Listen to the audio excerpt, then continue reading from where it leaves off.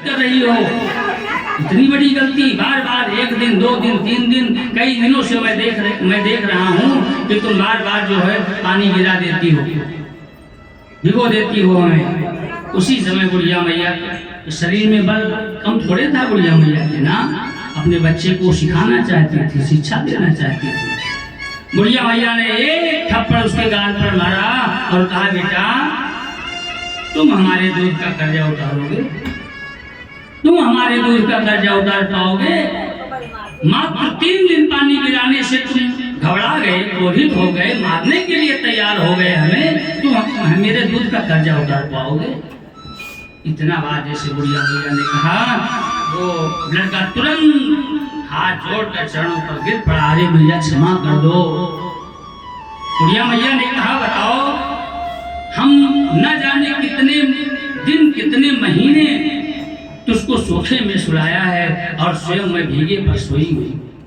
जानते हो बेटा, जब तुम छोटे थे कितना बिस्तर भिगो देते थे, बचपन की सारी बात याद दिलाई, किस प्रकार तुमको पाला है। आज तुम कहते हो दूध का कर्जा उतारूंगा, तुम दूध का कर्जा उतारोगे? 3 दिन पानी केवल गिरा और तुम न सह सके, तुम कैसे उतारोगे दूध का कर्जा? बालक को ज्ञान आ गया, उसको कहा, माता सही बात है, और माँ बाप के चरणों में ही भगवान का वास होता है। माँ बाप का सम्मान करो। बहुत सुंदर कवियों ने संतों ने गाया है,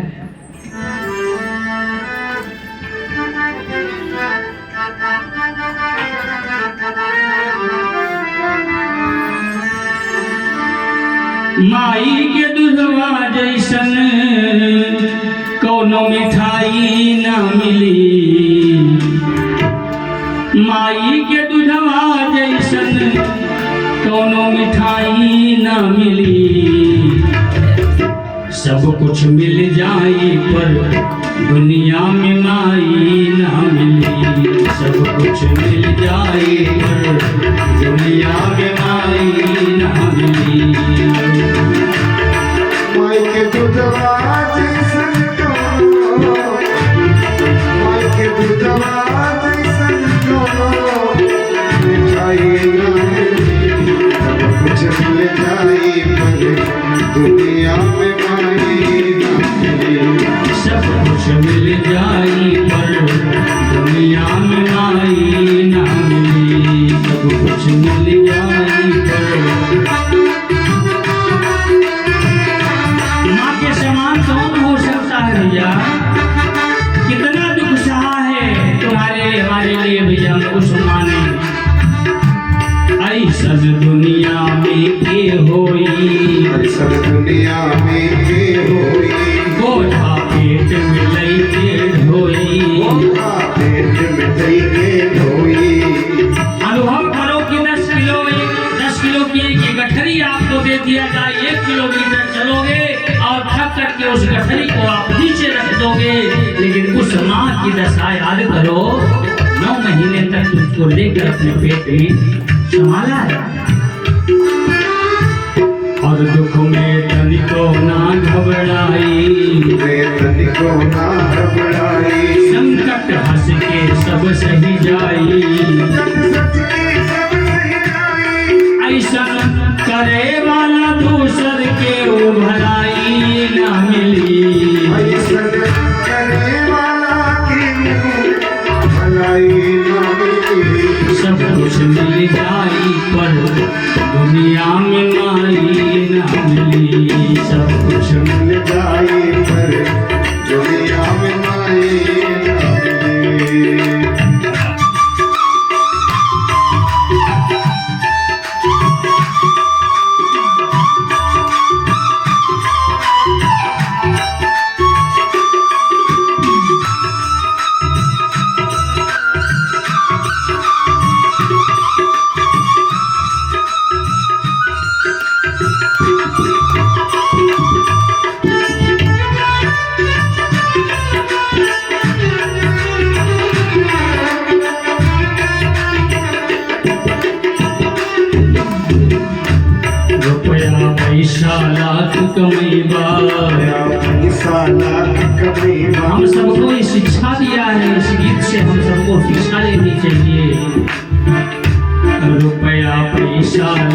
कमई बा, नया पैसा लाख कमई बा, सुंदर रंग महल बनवई बा, सुंदर रंग महल बनवई बा, माई के सेवा से बढ़कर, माई के सेवा से बढ़कर, दुनिया में ना कुछ हो पैबा, दुनिया में ना कुछ हो कोई बात, माई के बोलिया के जैसन मिश्री मलाई ना मिली, माई के बोलिया जैसन मिसरी मिठाई ना मिले, सब कुछ मिल जाई पर दुनिया में माई ना मिली, सब कुछ मिल जाई दुनिया में माई ना मिले, सब कुछ मिल जाए पर दुनिया में माई ना मिले। और अंत में संतों ने कहा, कवियों ने गाया,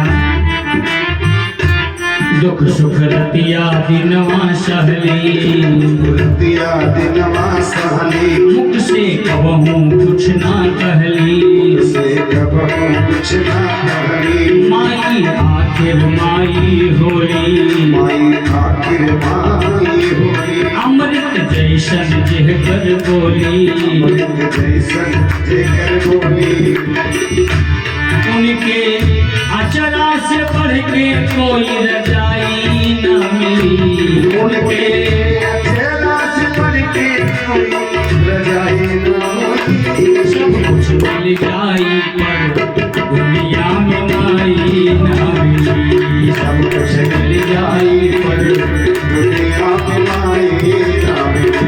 हे माई रुदरा जैसन कहो, मिठाई ना होए, माई के रुदरा जैसन कहो, मिठाई ना होए, सब कुछ मिल जाई पर दुनिया में माई ना होए।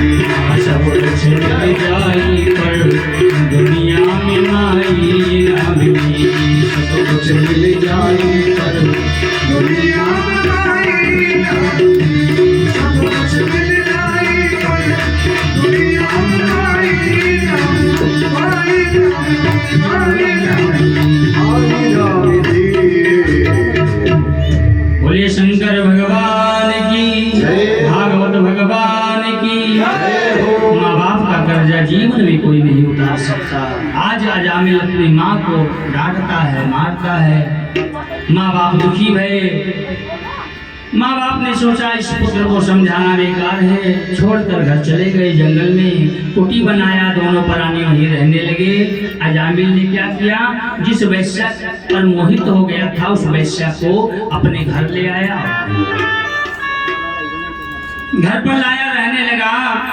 सुखदेव स्वामी राजा परीक्षित से कहते हैं, राजा परीक्षित, इस प्रकार उस वैश्या के संगत में पड़ करके अजामिल ने अपना ब्राह्मण को नष्ट कर लिया।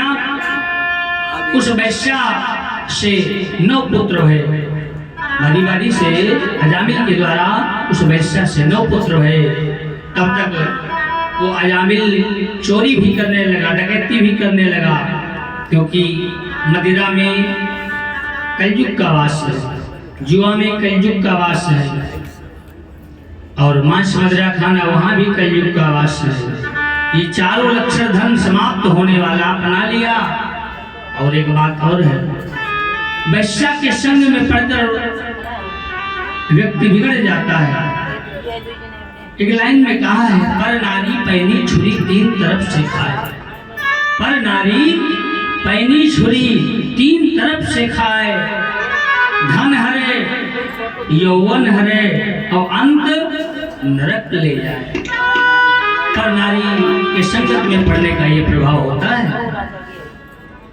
3 तरफ से खाए। पहले तो धन समाप्त होगा, धीरे धीरे दूसरी स्त्री के चक्कर में पड़कर, उसके बाद शरीर का बल समाप्त हो जाएगा, और अंतिम में क्या होगा, वो तो नरक में जाना पड़ेगा। इसलिए सदैव अच्छा साथ करो, अच्छी संगत करो। अजामिल के द्वारा 9 लड़के पैदा हुए उस वैश्या से। तब तक वो बुढ़ा हो चुका अजामिल। एक दिन महात्माओं की टोली जा रही थी, महात्माओं की टोली जा रही थी। रास्ते में पहले संत महात्मा तीर्थ यात्रा पैदल ही करते थे। गांव से गुजरे, रात्रि हो गई। एक बच्चे से घर पूछा धर्मात्मा का, उस बच्चे ने अजामिल ब्राह्मण का घर बता दिया। दुष्ट था वो वाला।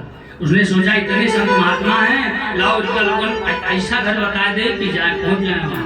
अजामिल का घर बता दिया कि सबसे गांव में सबसे धर्मात्मा वही है, बता दिया। और महात्मा लोग पहुंच गए। अंदर से वेश्या निकली, अजामिल घर पर था नहीं। वेश्या निकली, प्रणाम किया महात्मा को देखकर। महात्मा ने आशीर्वाद दिया। महात्मा ने कहा, हे देवी, हम तुम्हारे घर पर रुकना चाहते हैं, आज रात्रि विश्राम करना चाहते हैं, हमें थोड़ी जगह दे दो, हम रह जाएं और प्रातः काल होते हम सभी महात्मा चले जाएंगे। वैश्या ने कहा, महात्मा मैं वैश्या हूँ, पहले मेरे बारे में जान लो, और हमारे घर आप अगर रुकना आपको स्वीकार है तो आप रुक सकते हैं, लेकिन पति मेरा अजामिल जो है बहुत दुष्ट है। संत ने कहा, कोई बात नहीं, दुष्टों को सुधारना तो संतों का काम है, घबराओ नहीं, हमें केवल जगह दे दो। महात्मा जी रुक गए। वैश्या आई, कहा, महाराज हम वैश्या हैं, अपने हाथ से आपको खिलाकर आपका धर्म भ्रष्ट नहीं करना चाहते, ठीक है, हमें कुछ थोड़ा सीधा सामान दे दो, बना खा लेंगे। महात्मा लोग वही अपना कम्बल डाल दिया, आसन बिछा दिया, और जो कुछ रूखा सूखा बना पाए, भौरी भटका टिक्कर इत्यादि भोजन बनाया, ठाकुर जी को रख करके भोग लगाया, भोग लगा करके और सब लोगों ने भोजन किया। वही रात पर रुक गए।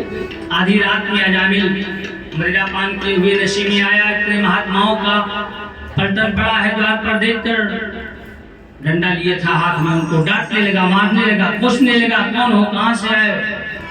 अजामिल ने सोचा मैं शाम को गया था, ये रात में कौन आ गया। अंदर से वेश्या ने सुना, दौड़ कर आई, कहने लगी, देखो हमने रोका है, क्यों उनको डांट रहे हो, मत डांटो, हमने रोका है। अच्छा, अजामिल अपनी पत्नी से बहुत डरता था, पत्नी से बहुत डरता था। अब जैसे उस वेश्या ने कहा कि हमने रोका है, अजामिल ने कहा, देवी तो अगर तुमने रोका है तो पहले बताना चाहिए ना, अगर तुमने रोका है तो एक रात क्या 2 4 10 रात रुक जा, हमें कोई परेशानी नहीं है। अंदर गया, रात विश्राम किया, प्रातः काल हुआ, महात्मा लोग उठे, स्नान पूजा प्रातः संध्या करके, और देवी वैश्या को बुलाया, कहा देखो हम जा रहे हैं। वैश्या ने कहा, ठीक है महाराज जाइए। प्रणाम किया, कहा नहीं हम ऐसे नहीं जाएंगे। महात्मा ने कहा, हम ऐसे नहीं जाएंगे। कोई एक महात्मा कोई भोजन कराता है, कोई व्यक्ति एक महात्मा को जो भोजन कराता है उसको दक्षिणा देता है, और तुम्हारे घर बिना बुलाए इतने 10-20 महात्मा आए हैं, रात्रि भर रुके हैं, तुम्हारे घर का हमने अन्न खाया है, भोजन किया है, तो हमें कोई दक्षिणा चाहिए। महाराज दक्षिणा क्या मैं दे दूं, लेकिन महात्मा उसमें जो महंत थे उन्होंने कहा, देखो हम दक्षिणा ऐसे नहीं लेंगे, पहले अपने पति को मेरे सामने बुलाओ। कहा, स्वामी हे महात्मा उनको मत बुलाओ, रात में देखा था, अगर मैं ना आती तो क्या दशा करते, रात्रि में खड़े देते, आपको सबको भागा देते, इसलिए उनको मत जगाओ, सोने दो। खाने उनको बुलाओ, हम उनको सुधार कर जाएंगे, उन्हीं के द्वारा दक्षिणा लेंगे। अजामिल को जगा कर लाई। अजामिल आया, महात्मा से कहा, क्या बात है बाबा। कहा, भैया को दक्षिणा दे दो महात्माओं को। कहा, दक्षिणा हमसे, तुम्हारे जैसे साधु संतों को हम न जाने कितना लूटते हैं दिन भर में, हमसे दक्षिणा लोगे। अजामिल से दक्षिणा, नहीं दक्षिणा तो हम लेंगे जरूर। महात्मा ने कहा, देखो हमें धन दौलत नहीं चाहिए, रुपया पैसा नहीं चाहिए, हे ब्राह्मण हम केवल दक्षिणा में ये लेंगे कि तुम्हारे घर में 9 लड़के हैं, तुम्हारी पत्नी के आपकी 10वें बार में भी लड़का पैदा होगा, गर्भवती है, पूछ लो। जैसे इतना कहा, जामिल कहने लगा, अरे आपको पता था, बहुत प्रकारदर्शी महात्मा हैं, हम जान गए हैं। कहा, तो महाराज ये बताओ कैसे आपको पता कि लड़का ही है। हाँ लड़का ही होगा, ये मेरा आशीर्वाद है। और हे जामिल, अपने 10वें पुत्र का नाम तुम नारायण रख देना, यही मेरी दक्षिणा, बस और कुछ नहीं चाहिए। अजामिल ने सोचा भाई नाम कुछ रखना ही है, चलो ठीक है रख दे। ठीक है, महात्मा वचन दिया, वादा किया, महात्मा चले गए। समय पूरा हुआ, गर्भ का 10वें बार में लड़का ही पैदा हुआ। महात्माओं के कहने के अनुसार अजामिल ब्राह्मण ने उसका नाम नारायण रख दिया। 5 साल का हो गया, तब तक अजामिल एकदम बुढ़ा हो चुका, शरीर में शक्ति खत्म हो गई, मरने का समय आ गया, चारपाई पर पड़ा है, बोल नहीं पा रहा है, उठ बैठ बोलने की शक्ति बहुत ताकत लगाता है तब बोलता है। उठने की शक्ति खत्म हो गई, बैठने की शक्ति खत्म हो गई, चलने की शक्ति खत्म हो गई। यमराज के 4 दूत आ गए, प्राण निकालने का समय आया, हथियार लेकर आए और उस चारपाई के चारों कोने खड़े हो गए काले काले जंदूत, और हाथ में हथियार लिए हैं। वो अजामिल देख रहा है। अच्छा, भगवान के यहाँ से जब यमराज के यहाँ से जब दूत आते हैं प्राण निकालने के लिए, उन दूतों को उस जीव को ही दर्शन मिलता है जिसका जीव निकालने आए हैं। उस जीव के अलावा और कोई उनको नहीं देख सकता, वो खड़े रहेंगे। उस अजामिल ने देखा कि देखो यमदूत आए हैं, काले काले भयंकर रूप है, देखकर डर गया, जोर जोर से रोने लगा, चिल्लाने लगा और अपने छोटे पुत्र को बुलाने लगा। क्योंकि और दोनों लड़के हैं, किसको बुलाए? सबसे छोटा प्यारा होता है ना, और आपको बहुत। नारायण 5 साल का बालक था, कहीं खेल रहा था, आवाज दिया, बेटा, ए बेटा नारायण कहाँ हो, जल्दी आओ, ए बेटा नारायण। बार बार नारायण कहा।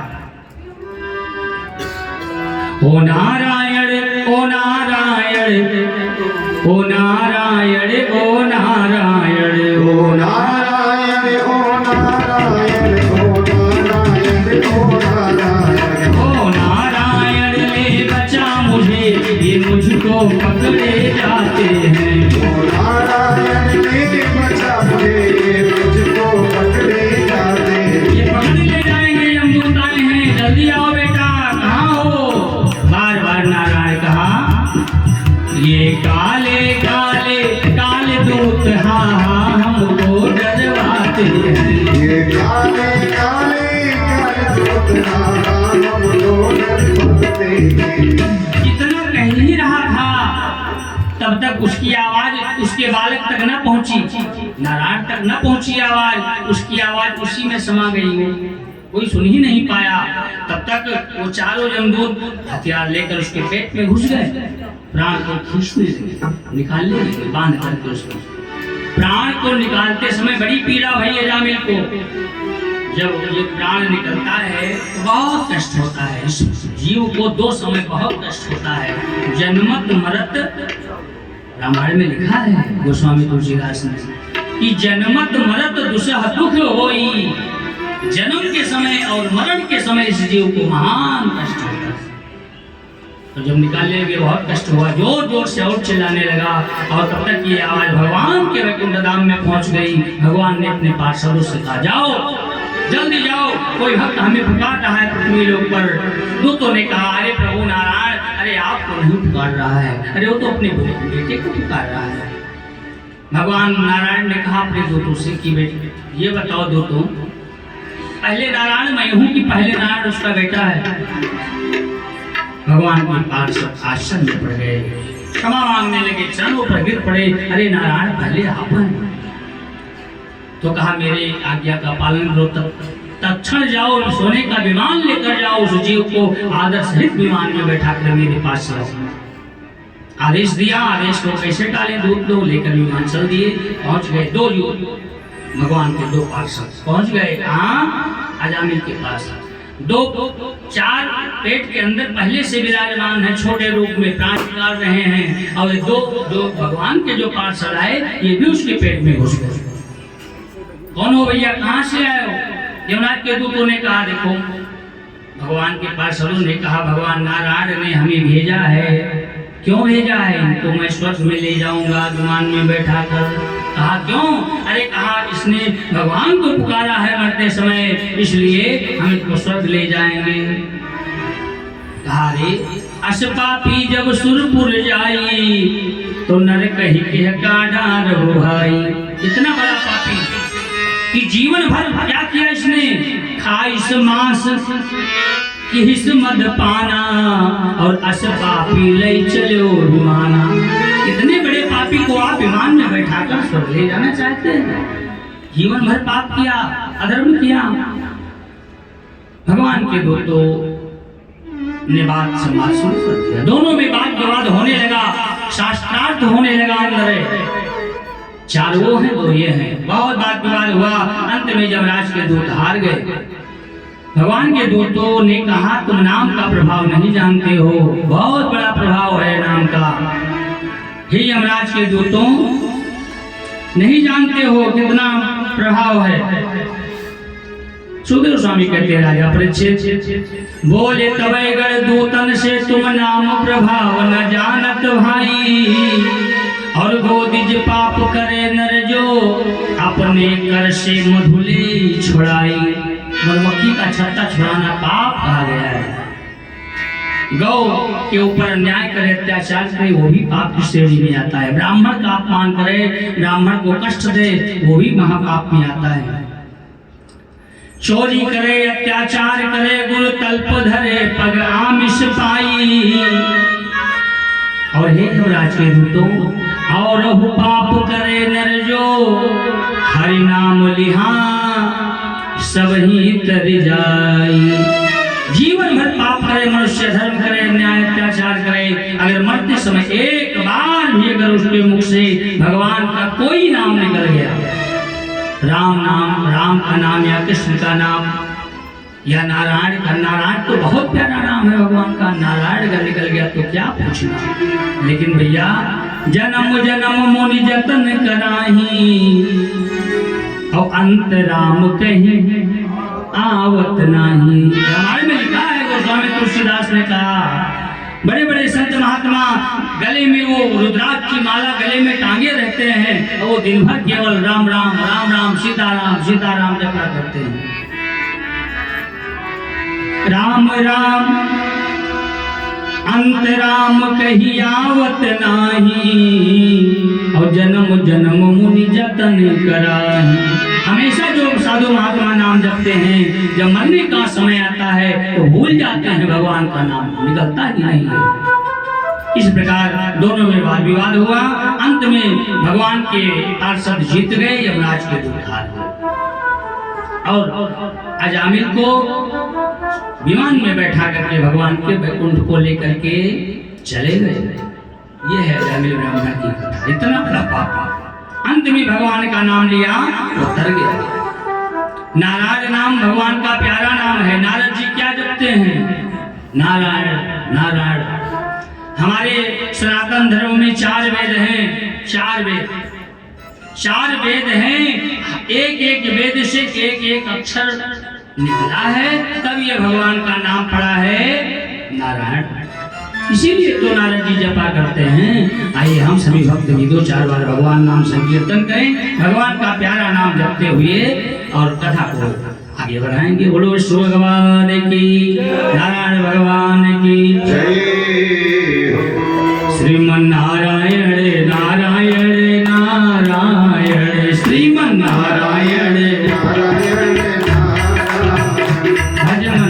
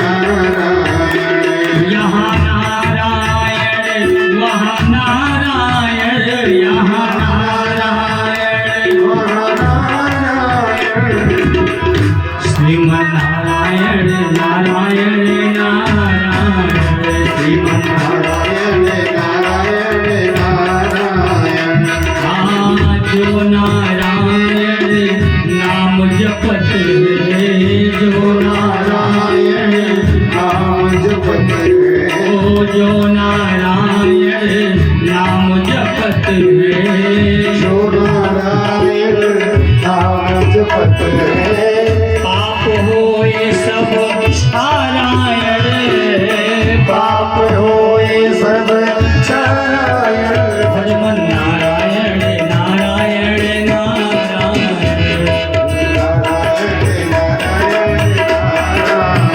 लक्ष्मी नारायण नारायण नारायण, लक्ष्मी नारायण नारायण,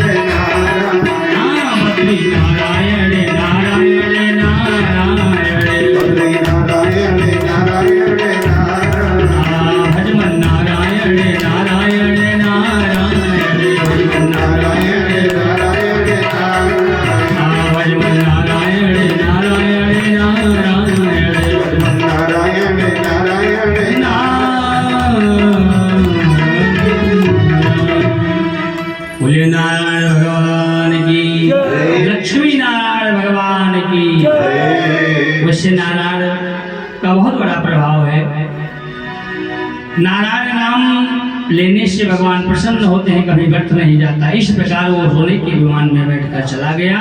यमराज के चारों दूत गए, अपना हथियार यमराज के आगे फेंक दिया। अब हम ये जीव निकालने का काम नहीं करेंगे, मेरा ट्रांसफर कर दो, मेरी ड्यूटी बदल दो। यमराज ने कहा क्यों?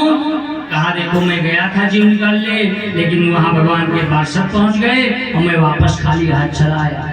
आज तक जब भी मैं पृथ्वी पर जीव निकालने गया हूँ किसी का, मैं खाली हाथ नहीं लौटा हूँ। आज पहली बार खाली हाथ लौटा। मेरी ड्यूटी बदल दो, मैं ये काम नहीं करूंगा। यमराज ने कहा ठीक है, चारों को पृथ्वी पर भेज दिया, तुम चले जाओ पृथ्वी पर और वहां पर निवास करो। चारों यमदूत वहां से यमराज यमलोक से नीचे गिर गए उसी समय तक क्षण, और यहाँ आए पृथ्वी पर रहने लगे। कहाँ कहाँ इनका निवास है, चौपाई के माध्यम से समझते जाएं आप लोग। जहाँ कथा न राम के होई, हरि के भक्ति न जाने कोई। जहाँ कथा न राम के होई, हरि की भक्ति न जाने कोई। पुत्र न माने पिता की शिक्षा, पुत्र न माने पिता की शिक्षा, यही घर भिक्षुक पावे न भिक्षा।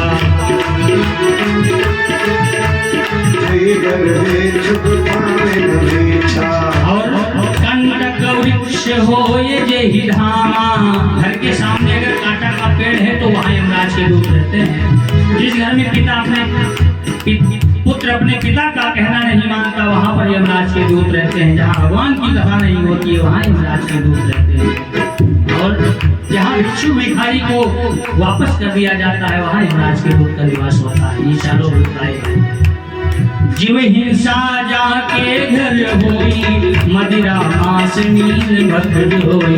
जीव हिंसा जाके घर होई, मदिरा मांस मीन भक्त होई। जूठन जारा लपटाना, पर्व पड़े नहीं देवरा।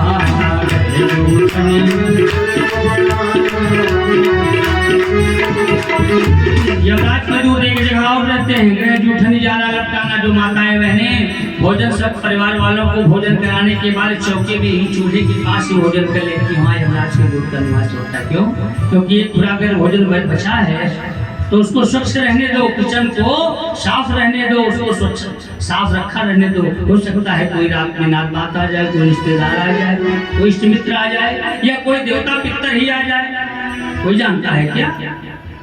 उस चौके को, किचन को कभी जूठा रात में नहीं करना चाहिए।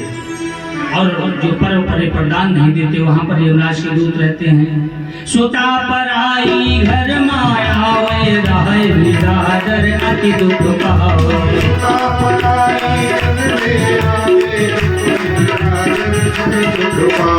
और एक जगह बासी अन्न जो प्रतिदिन खावे, और यही घर संत न आदर पावे। बासी अन्न जो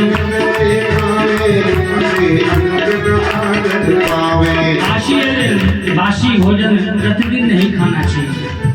अब उसमें प्रश्न उठता है, बहुत से लोगों के मन में ये प्रश्न उठा होगा, महाराज बासी नवो बासी न खावा जाए, छोड़ दी जाए ना? आप खा सकते हैं, जो अन्नप्राशन है और नवा है उसका बासी खा, कभी कभार के लिए छूट है, लेकिन प्रतिदिन का नियम ठीक नहीं है।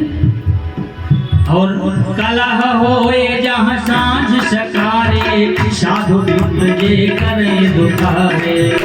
होए जहाँ सांझ सकारे, साधु जे दुखारे। और बिना दीप निशि भोजन करई, गोधूली के समय में जो भोजन करता है वहाँ यमराज के दूत विचरण करते हैं उस समय। और जिसके घर में सुबह और शाम दोनों समय झगड़ा होता है, कलह होता है, वहाँ पर यमराज के दूत निवास करते हैं। बिना दीप निशि भोजन करई, गणिका आय नित्य तह करई। बिना दीप जहाँ भोजन करई, गणिका आय नित्य तह करई। इसी प्रकार इतने स्थान पर रहने का आदेश दे दिया और यमराज के दूत आए। आज भी पृथ्वी लोक पर निवास करते। बोलो विष्णु भगवान की, शंकर भगवान की। सुखदेव स्वामी कहते हैं, लियो भूल से विप्र ने उस उस नारायण का नाम जान के थोड़ो लिखता हो जाए ना, अपने पुत्र को पुकारा था।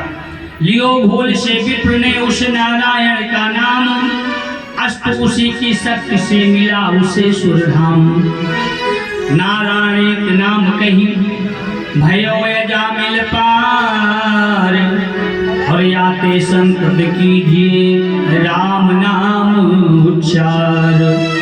सुत वनिता धन धाम सब यही पड़ा रह जाए, और नरक स्वर्ग यमलोक में और यह नाम हो सहाय। बोलो विष्णु भगवान की। श्री राम का नाम लेते रहो, भगवान का वचन करते रहो, सबका सब यही रह जाएगा, साथ कुछ नहीं जाएगा। साथी है मित्र बिंदु के जल गंग पान तक। बड़ा सुंदर भजन गाया है हमारे पूज्य राजेश्वरानंद जी ने। साथी है मित्र बिंदु के जल बिंदु पान तक। अर्धांगिनी बढ़ेगी तो केवल मकान हो, परिवार के सब लोग चलेंगे अस्मशान तक, और बेटा भी हक निभाएगा तो अग्निदान तक। इससे तो आगे भजन ही है साथी, हरि के भजन बिन अकेला रहेगा। इससे तो आगे भजन ही है साथी, हरि के भजन अकेला रहेगा। अरे मन ये दो दिन का मेला रहेगा, कायम न जग का झमेला रहेगा। ये दो दिन का मेला रहेगा, कायम न जग का झमेला रहेगा। अरे भैया, राजे रहे ना वो रानी रही, कोई नहीं रह गया, कोई कुछ ना लेकर गया है ना कोई कुछ लेकर जाएगा। सब यही का यही छूट जाएगा, यही मिला है और यही रह जाएगा। कहता है ये दौलत कभी आएगी मेरी काम, पर यह तो बता धन हुआ भला किसका गुलाम। समझा गए उपदेश हरिश्चंद्र कृष्ण राम, दौलत तो नहीं रहती है, रहता है सिर्फ नाम। इससे तो आगे भजन ही है साथी, हरि के भजन अकेला रहेगा। मन ये दो दिन का मेला रहेगा, कायम न जग का झमेला रहेगा।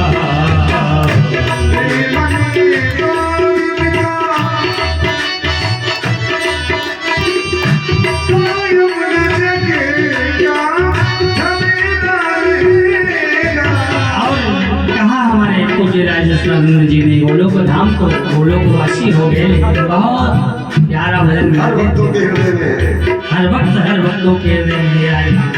ये भजन आज भी सदैव अच्छा लगता है, हर प्राणी को भाता है। किस काम का जो ऊंचा तो महला बनाएगा, किस काम का लाखों का जो रुपया कमाएगा।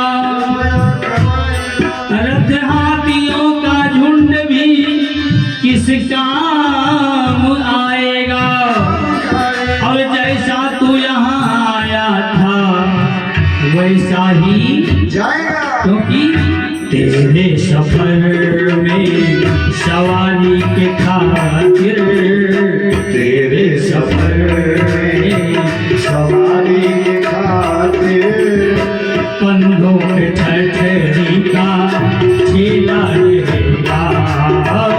तेरे सफर में सवारी के खातिर कंधों पे ठठरी का ठेला रहेगा। अरे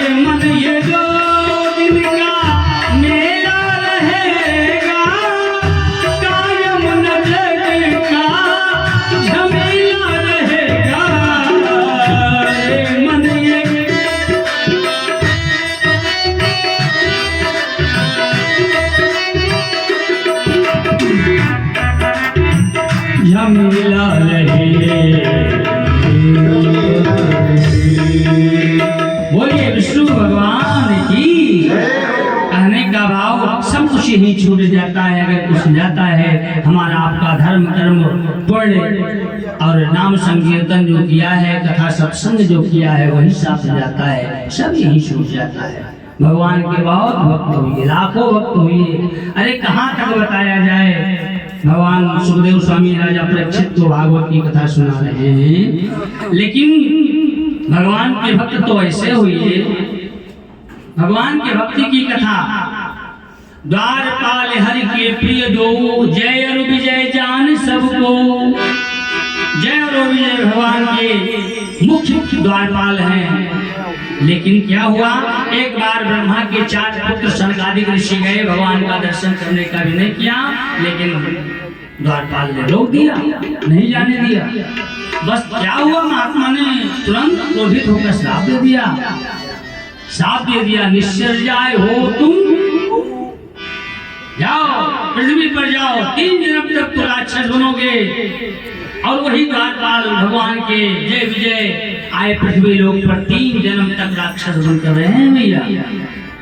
पहले जन्म में हिरण्याक्ष और हिरण्यकश्यप, पहले जन्म में। दूसरे जन्म में रावण और कुंभकर्ण, तीसरे जन्म में शिशुपाल और दंतवक्र।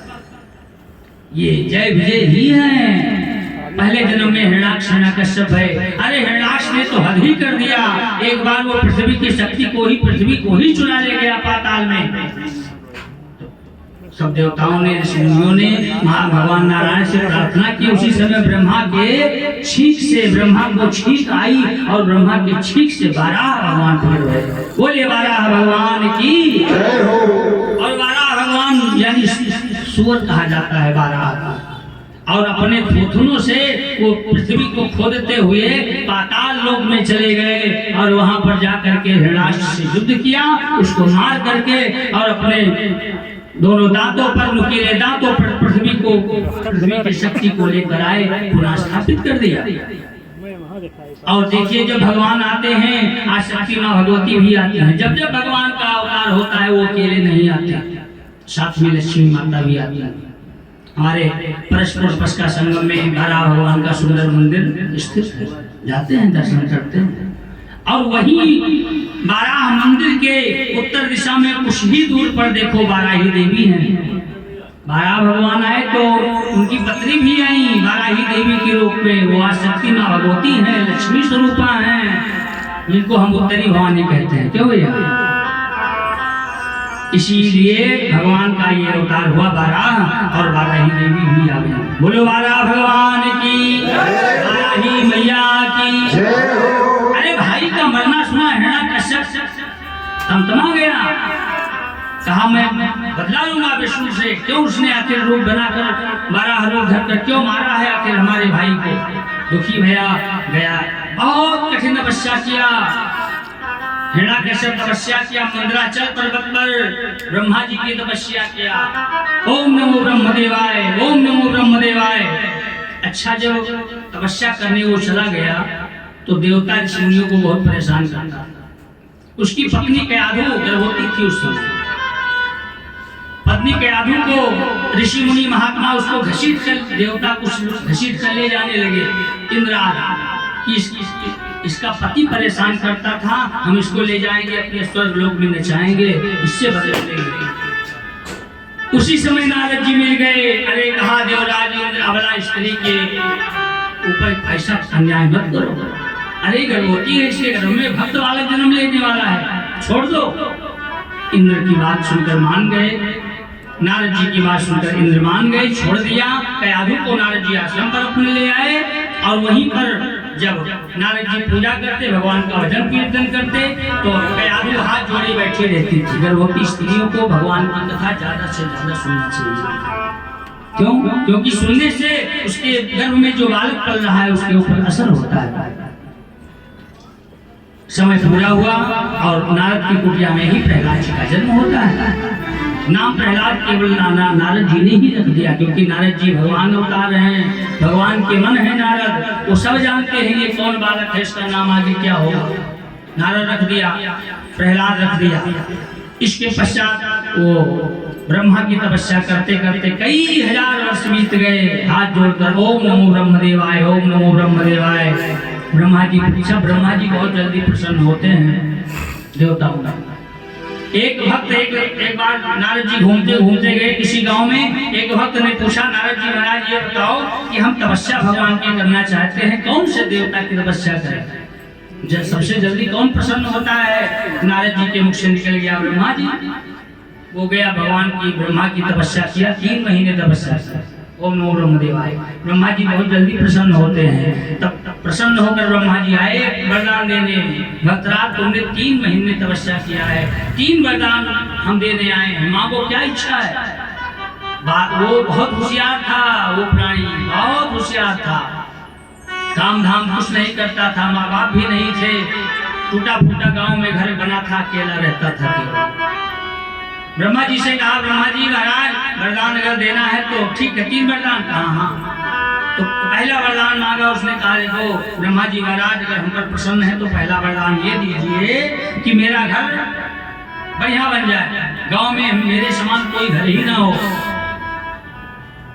जब इतना कहा तो ब्रह्मा जी ने कहा, यो मस्त वरदान देने तो आए थे, भक्तराज दूसरा वरदान मांगो। और जैसे दूसरा कहा तो बड़ा होशियार था, बुद्धि बहुत थी उसके अंदर। दूसरे वरदान में उसने कहा, हमारे शरीर को इतना सुंदर बना दो, हिष्ट पुष्ट कर दो, हमारे शरीर में कोई कमी ना आवे, सुंदर बना दो हमें, और घर में धन दौलत भी हो जाए पर्याप्त। 2 चीज कहा दूसरे वरदान में। ब्रह्मा जी ने कहा, ओ मस्त।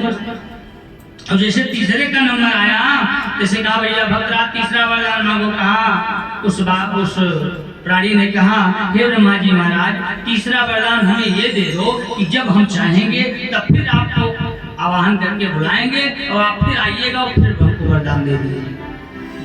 अब ब्रह्मा जी ने वचन दिया है, करें तो क्या करें? ब्रह्मा जी ने कहा, भैया ठीक। घबराए तो कि भैया 2 मांगा, तीसरे में एडवांस कर लिया, बताओ, अगले के लिए रिजर्वेशन कर लिया। चले गए भैया, वचन दिया था वरदान देकर। आओ आया अपने घर पर, बढ़िया सुंदर घर बना है, हिष्ट पुष्ट हो गया, सुंदर हो गया, धन संपदा भी हो गई, रिश्ते विवाह के आने लगे। सुंदर लड़की से विवाह हो गया, पत्नी के साथ रहने लगा। बरसात आई, घर उसका जो रंगा पोता था, उस बरसात में उसका घर भद्दा हो गया, मलिन हो गया, रंग छूट गया। उसके बाद बरसात में भीगने से उसको सर्दी जुकाम बुखार भी आ गया। पत्नी ने कहा, पड़े रहोगे चारपाई पर, जाओ किसी डॉक्टर के पास जाओ, किसी वैद्य के पास दवा ले आओ। उन्होंने कहा, दवा क्यों ले आए? ब्रह्मा जी है ना, बस तुरंत वही खड़िया पर पड़े। ब्रह्मा जी ध्यान किया, ब्रह्मा जी कमंडल लेकर हाजिर। कहो भक्तराज। कहा, मैंने आपको बुलाया है, मेरा जो वरदान था। हाँ बताओ, बाकी है। आपने कहा था कि भाई 3 वरदान फिर मांग लेना, तो वही 3 वरदान फिर चाहिए। कहा, कौन वरदान मांगो? अब उसने कहा, पहला वरदान ये दे दो कि मेरे शरीर में जितना रोग है सब खत्म हो जाए, सर्दी जुकाम बुखार खत्म हो जाए, और फिर कभी जीवन में हो ना। कहा ठीक है। कहा दूसरा वरदान ये दे दो कि हमारी पत्नी के भी कोई संतान हो जाए, बढ़िया ढंग से परिवार मेरा चले। कहा ठीक है, दूसरा भी वरदान दे दिया है। कहा तीसरा, ब्रह्मा जी घबराए तो, लेकिन कहा तीसरा मांगो। कहा तीसरा जब फिर चाहूं तो फिर आपको बुलाकर 3 वरदान मांगो। ब्रह्मा जी कहें, भैया ठीक है, हम वादा किया, हम वचन दिया, हम क्या करें? फिर चले गए। अब तीसरी बार क्या हुआ? अब की गए ब्रह्मा जी भगवान विष्णु के पास, कहा, हे प्रभु एक भक्त ने हमको नौकर बना लिया है, 3 महीना तपस्या क्या किया, हम जब 2 वरदान ऐसा मांगता है और तीसरे में ऐसा मांगता है कि मैं ना भी नहीं कर सकता, क्या करें? पीछा छुड़ाओ नारायण प्रभु। कहा ठीक है, आपके वरदान मांगने का नंबर आवे तो बताना। ठीक तीसरी बार फिर कुछ समस्या हुई, फिर याद किया, कहा दवाई लेने थोड़ी जाएंगे, कोई बीमारी हुई या कुछ भी हुआ तो फिर याद किया। ब्रह्मा जी फिर आ गए कमंडल लेकर, लेकिन भगवान नारायण से बता कर आए, प्रभु मैं जा रहा हूँ, कृपा करना, नहीं तो अपनी 2 मांगेगा किसी कोई धन संपदा, और तीसरे में फिर कहेगा कि जब चाहूँ तो फिर 3 आपको बुला कर मांग लो। नारायण जी ने कहा ठीक है। भगवान नारायण ने कहा, जाओ मैं हूं ना, लेकिन जल्दबाजी मत किया करो। वरदान तुम क्यों देते हो जल्दी जल्दी प्रसन्न क्यों हो जाते हो आप? आए ब्रह्मा जी ने दूसरा एक वरदान मांगा, दूसरा वरदान मांगा, अपने ही स्वार्थ के निमित्त मांगा। ब्रह्मा जी 2 वरदान दे दिए एवं मस्तु कह करके। और तीसरे का नंबर आया, जैसे ब्रह्मा जी घबराए मन में कि कहीं ऐसा ना हो, फिर कह दे रिजर्वेशन कर ले, फिर 3 जब चाहिए फिर मांगे। भगवान नारायण हम भुलाए तो आएंगे, मदद करें आए के। जैसे तीसरे का नंबर आया मांगने का, माँ सरस्वती को भगवान नारायण ने भेज दिया, सरस्वती भैया जाओ इस पृथ्वी लोक के इस प्राणी के जिह्वा पर सवार हो जाओ। और सरस्वती मैया आई और उस जिह्वा पर सवार भई। तीसरे वरदान में जैसे ब्रह्मा जी ने कहा तीसरा मांगो, उसने कहा तीसरे में हमें कुछ नहीं चाहिए, तीसरे में यही है कि भगवान की कृपा हम पर बनी रहे। ब्रह्मा जी ने कहा भैया जाओ, दे दिया, तीनों दे दिया, मेरा पिंड तो छोड़ो, भला आज पिंड छूट गया मेरा। कहने का भाव ब्रह्मा जी बहुत जल्दी प्रसन्न होते हैं, केवल समझाने का भाव है ये। ब्रह्मा जी का तपस्या किया, ब्रह्मा जी प्रकट भये और जब प्रकट भये तो कहा मांगो वर, क्या मांगना चाहते हो? वर मांगा। वर दे कर आज हमें हे देव अमर कर दो, वर दे कर आज हमें हे देव अमर कर दो, वर हे देव अमर कर दो। बस इतनी कृपा करके मेरा नाम अमर कर दो, बस इतनी कृपा करके मेरा नाम अमर कर दो। ब्रह्मा जी ने कहा अमर होने का वरदान मैं नहीं दे सकता, हमारे अधिकार से बाहर है, मैं अमर नहीं करूंगा, कोई दूसरा वरदान मांगो। जब दूसरे की बात कहा तो हिरण्यकश्यप कहने लगा ठीक है, दूसरा वरदान। हाँ ठीक है, मैं दूसरा मांग रहा हूँ। हिरण्यकश्यप ने कहा ऊपर न मरूं नीचे न मरूं, रात में न मरूं दिन में न मरूं, नर से न मरूं पशु से न मरूं, भीतर न मरूं बाहर न मरूं, मेरी मृत्यु न घर के बाहर हो न घर के अंदर हो। सभी लोग जानते हैं, बड़ी सुंदर कथा है। ऐसा वरदान मांगा और अंतिम में कहा कि हे ब्रह्मा जी मेरे शरीर को इतना कठोर बना दो, इतना सुंदर बना दो कि हमारे शरीर में कोई हथियार आपके बनाया, संसार वालों का बनाया या आप लोगों के द्वारा बनाया हुआ हथियार हमारे शरीर में न भेदे, ऐसा शरीर मेरा कठोर बना दो। और ब्रह्मा जी जीवन में कोई ऐसा सुख, कोई ऐसा ऐश्वर्य, कोई ऐसा सुख बाकी ना रहे कि जो हमें न मिले। ब्रह्मा जी ने कहा वरदान देकर चले गए। गर्जना करता हुआ वो हिरण्यकश्यप घर पर आया, तब तक नारद जी प्रहलाद को लेकर पहुंच गए। सौंप कर चले आए नारद जी, प्रहलाद को पा करके प्रसन्न भया। मंत्री सेना दरबारी सबको इकट्ठा कर लिया, दैत्यों को बड़े बड़े, और वहीं बहुत बड़ी सेना बना लिया। तो वरदान पाकर वो घमंडी हो गया, अहंकारी हो गया और सोचा विष्णु को मारूंगा जरूर। अत्याचार करना प्रारंभ किया। हिरण्यकश्यप ने बहुत बड़ा अत्याचार किया। मंदिर पर थे गऊ का सिर, मंदिर में लोहू बहता था।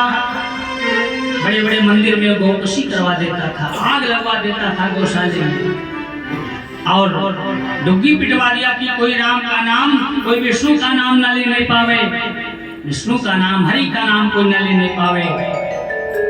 चारों तरफ अत्याचार फैला दिया हिरण्यकश्यप ने। अत्याचार से सब ऋषि मुनि महात्मा डर के भाग के गुफा में और कंदराओं में रहने लगे, जंगलों में रहने लगे।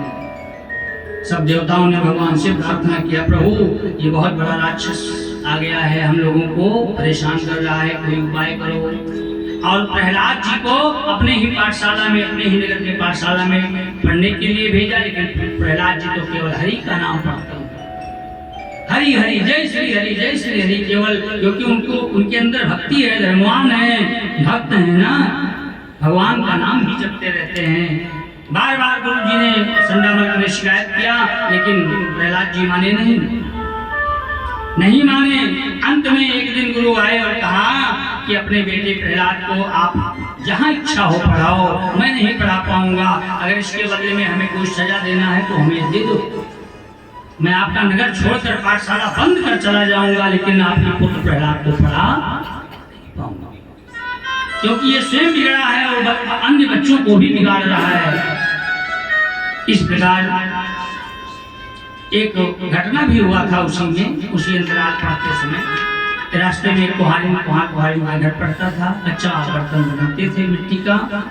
एक दिन प्रहलाद जी पहले लौटे पढ़ करके, क्या देखा, कुहारी नामा लगाए बैठे हैं, रो रहे हैं,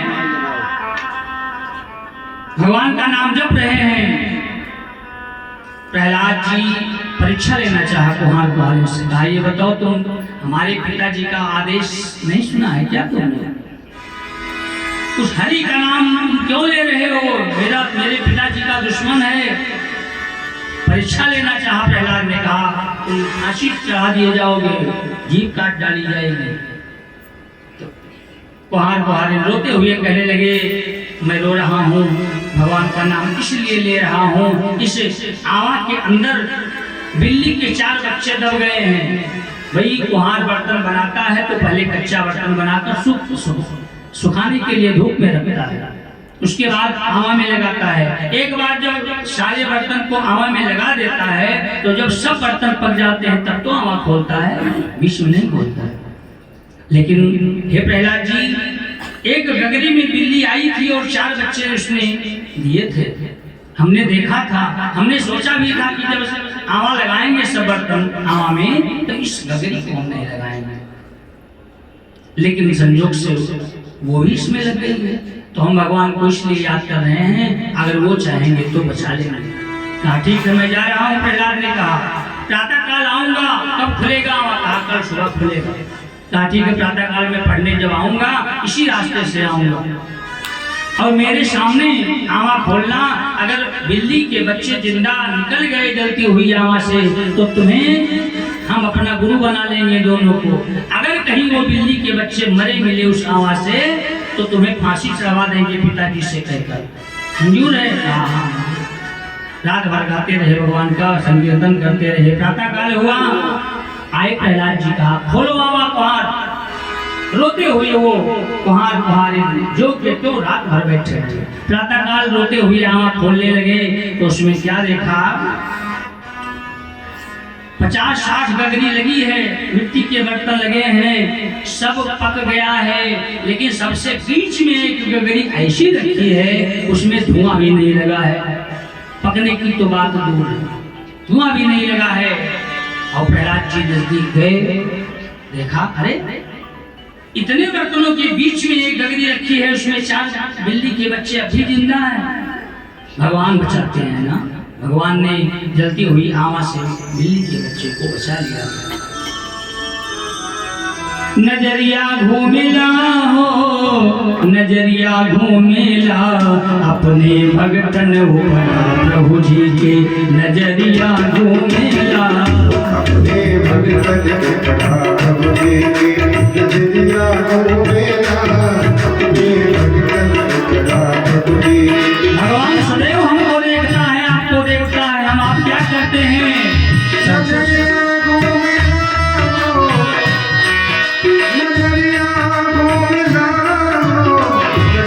घूमेला अपने भगतन प्रभु जी के, नजरिया घूमेला अपने भगतन प्रभु जी। और उदाहरण दिया इस गीत में संतों ने, एक तोहरा आवा के अंदर पक गया बर्तन कच्चा, एक तोहरा आवा के अंदर पक गया बर्तन कच्चा, एक तोहरा आवा के अंदर पक गया बर्तन कच्चा, तोहरा आवा के अंदर पक गया बर्तन कच्चा।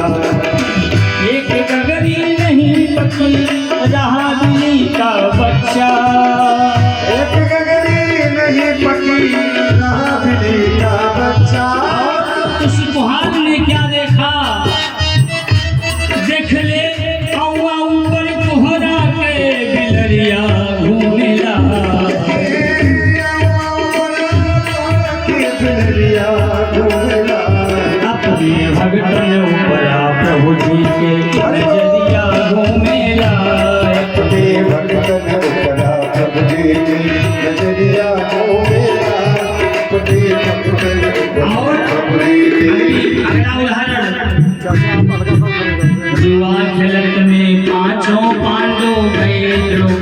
हारी।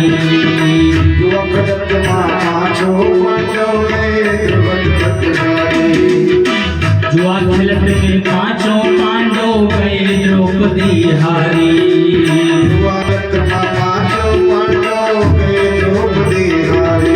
अरे चीर दुशासन की राजा प्रगट हुए बनवारी।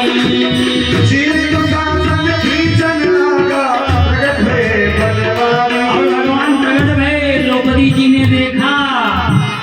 द्रौपदी जी ने क्या देखा? देखा देखा सभाओं पर द्रौपदी के चुनरिया घूमेला। देखा सभाओं पर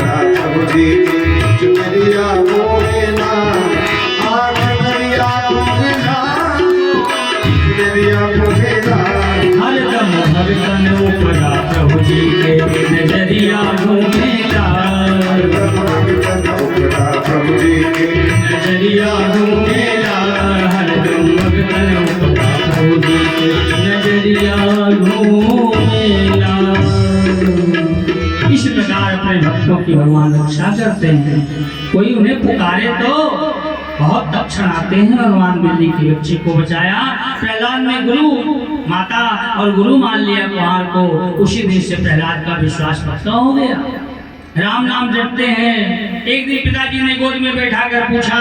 प्रहलाद जी ने कहा, पिताजी हम क्या पढ़े हैं जानना चाहते हो? श्रवणम कीर्तनम नंदनम, श्रवणम कीर्तनम विष्णु, स्मरणम पाद सेवनम।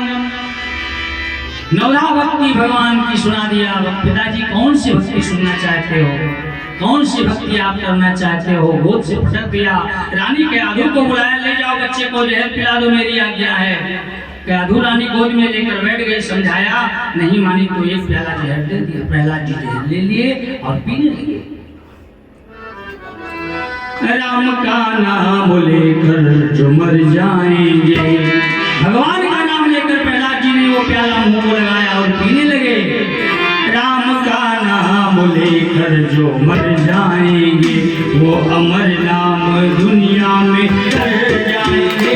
राम का नाम लेकर जो मर जाएंगे, वो अमर नाम दुनिया में कर जाएंगे।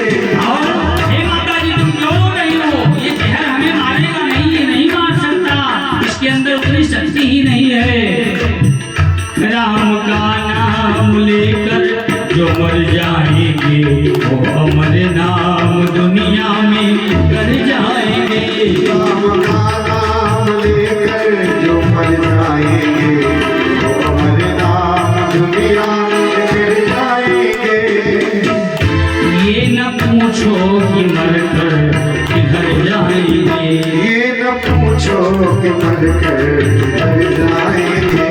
वो जिधर भेज देंगे उधर जाएंगे। ये न पूछो कि मरकर किधर जाएंगे, वो जिधर भेज देंगे उधर जाएंगे। अरे प्रहलाद जी के मन में विश्वास है ना। दूसरी भक्ति भगवान की भक्ति है उनके अंदर। प्रथम भक्त संतन का संगा और दूसरा प्रतिमम कितनी सुंदर भगवान की भक्ति है। और प्रहलाद जी कहते, माता जी तुम रो नहीं, मरूंगा नहीं मैं। टूट जाए न माला कहीं प्रेम की, टूट जाए न माला कहीं प्रेम की, ये रतन सब बिखर जाएंगे। रतन ये बिखर जाएंगे। ये न मानो न मानो खुशी आपकी, ये न मानो न मानो खुशी आपकी। हम मुसाफिर हैं, गले अपने घर जाएंगे। ये न मानो खुशी आपकी। हम मुसाफिर हैं, कल अपने घर जाएंगे। अरे राम राम कहते वो एक प्याला जहर पी लिया और पी लिया प्याला। फिर से एक बिल्ली आई और आ करके उस प्याले को केवल चाट भर लिया। उसी समय वो बिल्ली मर गई वहीं पर। राम हरि का नाम लेते, जय श्री हरि कहते प्रहलाद दरबार में पहुंच गए। राजा ने देखा, रानी को बुलाया, डांटा।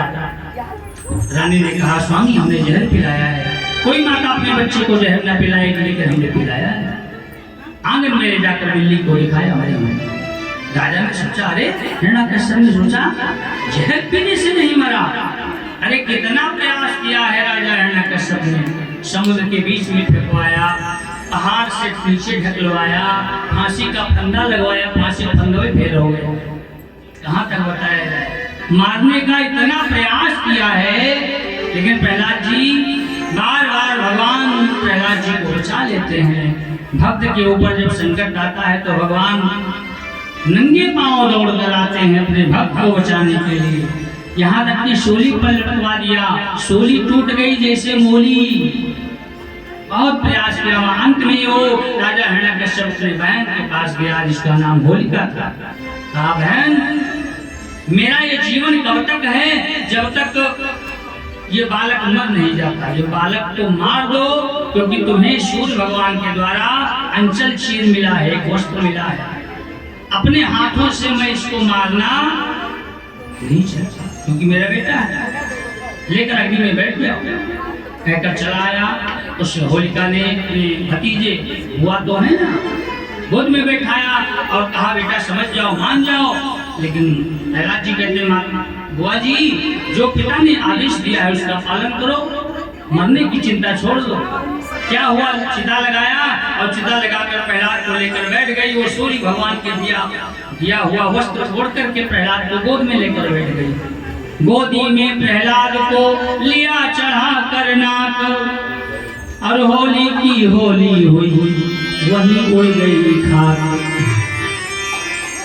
जैसे आग लगाया चिता में, वो धू धू करके वो चिता जलने लगी। भगवान ने कृपा किया, पवन देवता को आदेश दिया, और एक पवन नहीं 49 में हवा हो गया। पवन के 49 रूप हैं। एक हवा चलती है तो आदमी कहता है भी आज हवा बड़ी अच्छी चल रही है ना, और 49 प्रकार की हवा भगवान के आदेश से एक बार में साथे 49 में हवा चलती है। तो एक हवा चलती है तो शरीर पर वस्त्र नहीं रुकता, और जब 49 पवन जब चलने लगा तो सूर्य का दिया हुआ वो वस्त्र उड़ गया। वो उसी समय भगवान प्रकट भये वहाँ, और प्रकट होकर के प्रहलाद को उठाकर बचा लिया, और वो होलिका जल करके। अच्छा, बुआ है, बुआ के नाते राजा के मंत्री दरबारी जल्लाद राक्षस लोग बुआ को बहुत चिढ़ाते थे। ढूंढला बुआ कहते थे हमारे, उससे प्यार दुलार से। वो जो है राक्षस लोग तुरंत जैसे सुन पाए कि बुआ जी मर गई, खुशी मनाने लगे, कीचड़ धूल उड़ाने लगे, बुआ जी मर गई। और इधर जैसे भगवान ने प्रहलाद को बचाया, देवता ऋषि मुनि महात्मा नभमंडल से फूल बरसाते हैं, किसके ऊपर, भगवान के ऊपर और प्रहलाद के ऊपर अबीर और रंग उड़ाते हैं। इसलिए सुंदर दृश्य देख करके सुखदेव स्वामी कहते हैं, राजा परीक्षित इस प्रकार भगवान के स्वर्ग लोक से फूलों की वर्षा हो रही है भक्त के ऊपर, और भगवान के ऊपर फूलों की वर्षा है। उस दिन से सब भारतवासी यह उत्सव सदा मनाते हैं। उस दिन से सब भारतवासी यह उत्सव सदा मनाते हैं। बोलो विष्णु भगवान की। उसी दिन से होली उत्सव मनाया जाने लगा। राक्षस लोग जितने थे, दैत्य लोग, ये सब कीचड़ और धूल उड़ाने लगे, और वहाँ देवता भगवान के ऊपर फूल बरसाते हैं, अबीर रंग गुलाल। जो सज्जन हैं वो रंग से खेलते हैं, अबीर से खेलते हैं, फूलों की होली खेलते हैं। लेकिन जो राक्षस हैं अब भी राक्षस है। अब तो होली कहना ही क्या भैया। कोई गांव ऐसा ना बचा हो कि जिस गांव में 10, 20, 50 कपड़ा ना फटा पड़ा हो। कोई चौराहा ऐसा बाकी ना हो कि जहाँ कपड़े का ढेर ना लगा हो। और रंग अबीर की बात तो छोड़ो, शरीर पर अपने मुंह पर ऐसा रंग लगा देते हैं कि पूरा मुंह भभाए लागत है, लेकिन छूटे नाम नहीं लेता है। यहाँ तक कि नाली का वो गंदा पानी हो, कीचड़ भी लगा देते हैं मुंह पर। अरे होली उत्सव है, ढंग से मनाओ, उत्सव मनाओ, अच्छे से मनाओ। होली उत्सव को बेकार कर देते हैं लोग। उसी दिन से होली हो गई। प्रहलाद जी बच गए। राजा हिरण्यकश्यप के दरबार में आए। राजा देखकर चकित भया, ले जाकर के खम्भे में बांध दिया। अब बुलाओ अपने भगवान को, कहाँ है तुम्हारा भगवान, आओ बचाओ। अपने हाथ से तुमको मैं मारना नहीं चाहता था, लेकिन लगता है तुम मेरे हाथों से ही मरोगे। अब खम्भ में बांध दिया, तलवार लेकर के और उठा लिया। कहा अपने कुछ मारो, बचाओ अपने आप को, बुलाओ अपने राम को। कहा जीवन का जाम समाप्त हुआ, हे प्रहलाद बतला वह धुन का नाम कहाँ। ओ हरि नाम के दीवाने बतलाओ तेरा राम कहाँ। ओ हरि नाम के दीवाने बतलाओ तेरा नाम कहाँ। कहाँ है तुम्हारा राम, बुलाओ। दीवाने बतलाओ तेरा राम जी का जब इतना कहा, प्रहलाद बोले प्रहलाद राम मेरा, बोले प्रहलाद राम मेरा, व्यापक सारे संसार में है, व्यापक सारे संसार में है। मुझ में भी है तुझ में भी है, मुझ में भी है तुझ में भी है। इस खम्भ में और तलवार में है, खम्भ में और तलवार में है, इस खम्भ में और तलवार में है। कहने लगे हरि व्यापक सर्वत्र समाना, प्रेम प्रगट होनी मैं जाना। सिया राम जय जय राम, सिया राम जय जय राम। प्रहलाद जी कहने लगे मेरा भगवान कहाँ नहीं है, मेरा हरि हर जगह है। हे पिताजी आप अंधे हो, आप देख नहीं सकते। देश काल दिशि विदिशि हूँ माही, हो कहाँ हो सो कहाँ जहाँ प्रभु नाही। सिया राम जय जय राम, सिया राम जय जय राम। आप नहीं देख सकते हो, कहाँ नहीं है मेरा राम। नाम में हर वस्तु में पहले उसी का नाम है, हर देखने वाला हो तो कण कण में व्यापक राम है। बोलो विष्णु भगवान की। हे पिताजी आप देख नहीं सकते हो, आप अंधे हो, कहाँ नहीं है मेरा राम, हर जगह तो है। इस प्रकार का अच्छा एक छोटा सा उदाहरण बताएं आप लोगों को, प्रैक्टिकल समझो। नाम के अक्षर 4 गुण कर, पहली है समझो, नाम के अक्षर 4 गुण कर, फिर एक मिलाई के 2 गुण कीजिए। नाम के अक्षर 4 गुना करो, जी जय अक्षर नाम हो उसका 4 गुना करो। उसके बाद एक मिला करके उसको 2 गुना करो, और 8 से भाग दें रघुनंदन, और शेष बचे उसको अपने हृदय में रख लीजिए। नाम कोई भी नाम हो, नाम में हर वस्तु में पहले उसी का नाम है। कोई अपना नाम भैया 4 अक्षर का नाम है, कोई अंदाजा लगा लो। नाम के अक्षर 4 गुना करो, 4 अक्षर का है, 4 चौक 16। उसके बाद एक मिला के उसको 2 गुना कर लो भैया मिश्रा जी, 2 गुना कर लो। 4 दुनिया 4 चौक 16, एक और मिलाया 17, हम ही बता दें। और 17 दुनिया 34, और 34 को 8 से भाग दो तो 8 चौक 32, शेष कितना बचा? 2 बचा ना। और राम का नाम कितने अक्षर का है? 2 अक्षर। राम का नाम 2 अक्षर का है, भगवान का नाम 2 अक्षर का है। वो 2 अक्षर क्यों बचा? क्योंकि 2 कौन है? वो भगवान प्रभु राम। जो 2 बचा है उसको अपने हृदय में धारण कर लीजिए। शब्दों का कितना महत्व है हमारे आपके जीवन में, 2 संख्या कितनी महत्वपूर्ण है हम लोगों के लिए। दो के संयोग से हम आपका जन्म हुआ।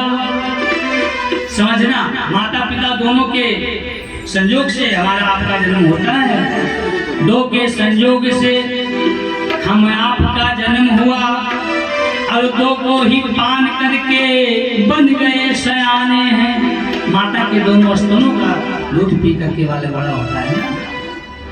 और दो के मिलावट से आप बुद्धिमान बने। माता पिता दोनों की बुद्धि बच्चे के ऊपर जब भरपूर रहती है तो बच्चा बुद्धिमान हो जाता है। एक की बुद्धि अगर रही तो हो सकता है उतना बुद्धिमान ना बने। अगर माँ बाप दोनों उसको शिक्षा संस्कार बढ़िया देंगे तो बालक बुद्धिमान बनता है। दो के मिलावट से आप बुद्धिमान बने और दो के कमाई पर जीवन बिताने हैं। एक नंबर की कमाई और दो नंबर की कमाई। एक सत्य की कमाई, एक असत्य की कमाई। दो ही कमाई है संसार में और तीसरी नहीं है। और दोनों जहान बीच ये जीव हम आप, दोनों जहान बीच खेलता मिचौली खेल। ये जीव दोनों जहान के बीच में रहता है, पृथ्वी और आकाश। दोनों जहान बीच खेलता मिचौली खेल और दो का सहारा साकेत। साकेत के बयाने साकेत कहते हैं भवसागर। ये राम नाम का अगर संबल है, राम नाम का अगर तुम्हारे पास सहारा है तो भवसागर को भी तुम पार जा सकते हो। ये है दो का महत्व। और विशेषकर हमारा आपका नाम भी ज्यादातर दो अक्षर का ही है। माता दो अक्षर, पिता दो अक्षर। ज्यादातर रिश्ते दो ही अक्षर के हैं जो मुख्य मुख्य रिश्ते हैं। माता दो अक्षर, पिता दो अक्षर, साला दो अक्षर, साली दो अक्षर। कहने का भाव शरीर के अंग हमारे आपके अंदर जितने हैं मुख्य जब दो ही ज्यादातर है। आँख भैया मिश्रा जी है सही, आँख दो अक्षर, कान दो अक्षर, सिर दो अक्षर, हाथ दो, पैर दो। कहने का भाव इस दो का महत्व कितना है हमारे आपके जीवन में। ये दो और कोई नहीं है, मेरे प्रभु राम है। इसीलिए प्रहलाद ने कहा पिताजी आप अंधे हो, आप देख नहीं सकते। गाने में बस खंभे में कहा तलवार लेकर के और जो ही मारना चाहा। हिरण्याकश्यप ने खंभ पर किया खड्ग से वार और उसी समय नरसिंह वन प्रगटे लीला। खंभा टूट गया, जोर से गर्जना भई और गड़गड़ाहट होने लगी। उसी समय उसी खंभे को फाड़ कर नरसिंह भगवान का प्रादुर्भाव होता है। बोले नरसिंह भगवान की। खंभा टूट गया, बहुत तेज आवाज भई। नरसिंह भगवान प्रकट भये। सुंदर रूप, आधा शरीर शेर का है, आधा शरीर मानव का है। उनके हाथ शेर का पंजा है नुकीला, ना नर में है ना नारी में है। इतने सुंदर रूप में नरसिंह भगवान प्रकट भये। क्रोध से आंख लाल लाल के हिरण्याकश्यप को पकड़ लिया, तलवार छूट गई, पकड़ लिया और घसीट करके उसको ले गए चौखट के ऊपर, उसकी गोद में लिटा दिया। हिरण्याकश्यप तुम्हारा अंतिम समय आ गया है, अब तू तैयार हो जा। मेरे भक्त को, संत महात्माओं को तूने बहुत परेशान किया, अब तू मरने के लिए तैयार हो जा।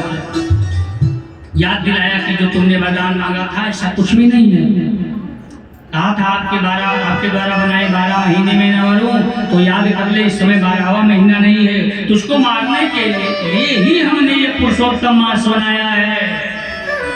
मलमास जिसको हम आप कहते हैं, शंकर भगवान का 1 महीना एक्स्ट्रा रहता है। वो 12 महीने में उसकी गिनती नहीं होती है। इस समय न दिन है न रात है, गोधूली का समय है।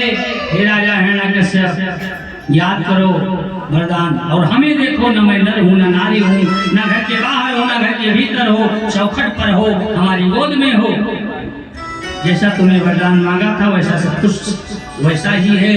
मेरे द्वारा बनाए, ब्रह्मा के द्वारा बनाए किसी हथियार से कहा था न मरूं। देखो हमारे पास कोई अस्त्र शस्त्र नहीं और बड़े बड़े अपने नाखूनों से, बड़े बड़े पंजों से शेर का पंजा कितना भयानक है। मारे क्रोध से उसके पेट को फाड़ दिया, उसकी आंख को निकालकर नरसिंह भगवान ने गले में पहन लिया। लेकिन क्रोध शांत न भया। प्रहलाद जी हाथ जोड़े खड़े हैं, बंधन छूट गया। प्रहलाद जी हाथ जोड़े खड़े हैं, लेकिन नरसिंह भगवान अब भी गुस्से में हैं। स्वर्ग लोक से देवता लोग आ गए भगवान को मनाने के लिए, लेकिन नरसिंह भगवान का गुस्सा शांत न भया। देवताओं ने कहा देखो इनकी पत्नी लक्ष्मी जी को बुलाओ, हो सकता है उनके पति हैं वो मना ले। लक्ष्मी जी आई, वो मनाने का बहुत प्रयास किया, लेकिन नरसिंह भगवान न माने। क्रोध से आंख लाल लाल किए, अभी वो गरज रहे हैं। लक्ष्मी जी ने कहा देवताओं से कि देखो ऐसा है कि ये मेरे प्रभु हैं, मैं जानती हूँ ये मानने वाले नहीं हैं। देवताओं ने कहा फिर कैसे मानेंगे? कहा लक्ष्मी जी ने कहा हे देवताओं ये मानेंगे, खुश होंगे जिस भक्त के लिए भगवान ने अपना ये अवतार लिया है, वही भक्त अगर चाहे तो इनको मना सकता है। देवताओं ने प्रहलाद को इशारा किया, प्रहलाद शांत करो प्रभु का कहा। प्रहलाद जी तुरंत भगवान नरसिंह के चरणों में साष्टांग प्रणाम किया, लेट गए। और जो ही प्रहलाद जी लेट गए, देखा ना गया प्रभु से, और मेरे प्रभु नरसिंह भगवान तुरंत उठ करके और अपने भक्त प्रहलाद को उठाकर अपने सीने से लगा दिया। क्रोध शांत हो गया भगवान का।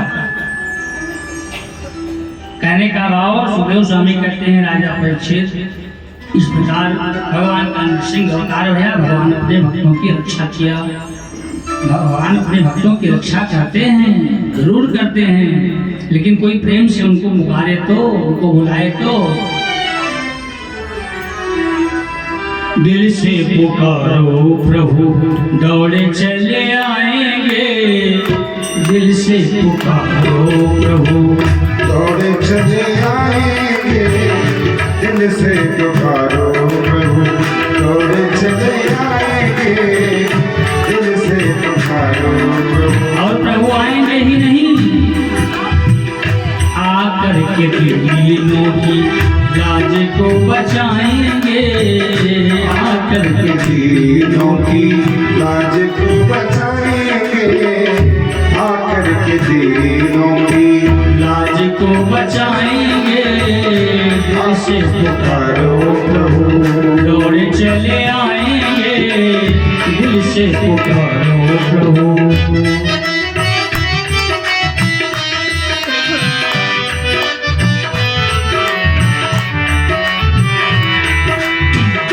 और कवियों ने कहा कि जिसकी रक्षा भगवान करता है उनको कौन मान सकता है।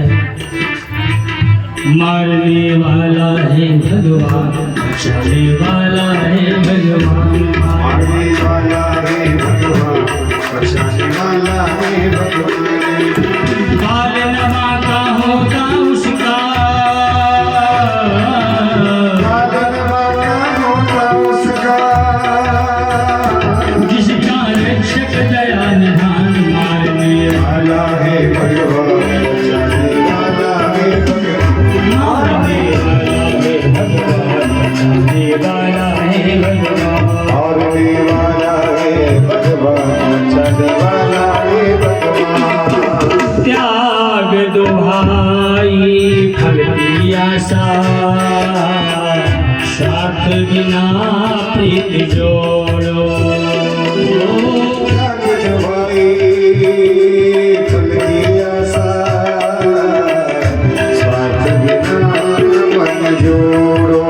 कल क्या होगा इसकी चिंता, जगत पिता पर छोड़ो।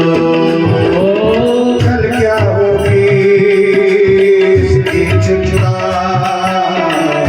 जगत पिता पर छोड़ो। क्या होनी है ज्ञान होनी, क्या होनी है ज्ञान होनी, सबका उसको ज्ञान। मारने वाला है भगवान, वाला है भगवान, मारने वाला है भगवान, बचाने वाला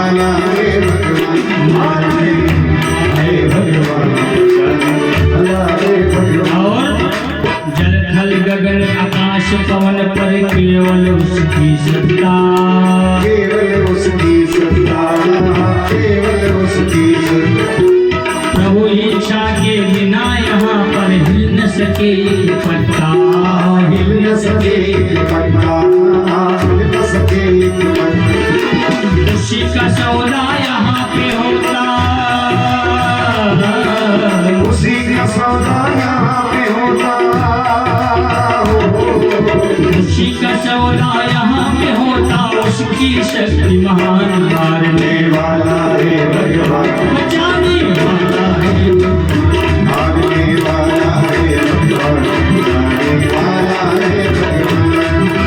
भाले वाला होगा उसका,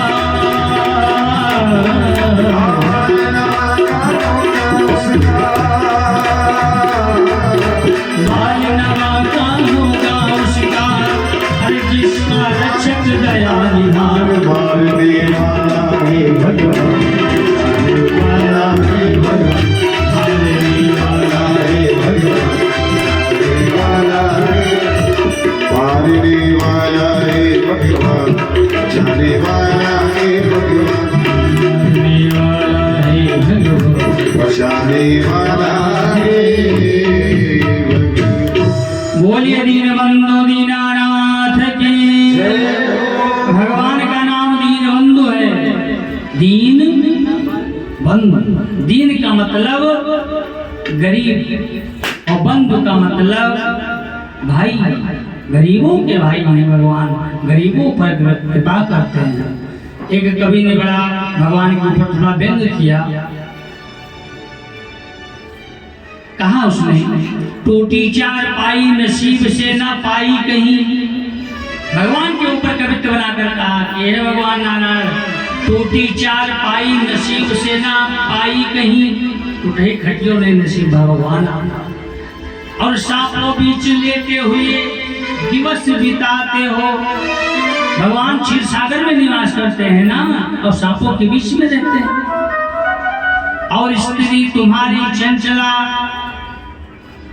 काम का ना नाम कछु, धाम का ना नाम कछु, और रोज ससुराल में जीवन बिताते हो।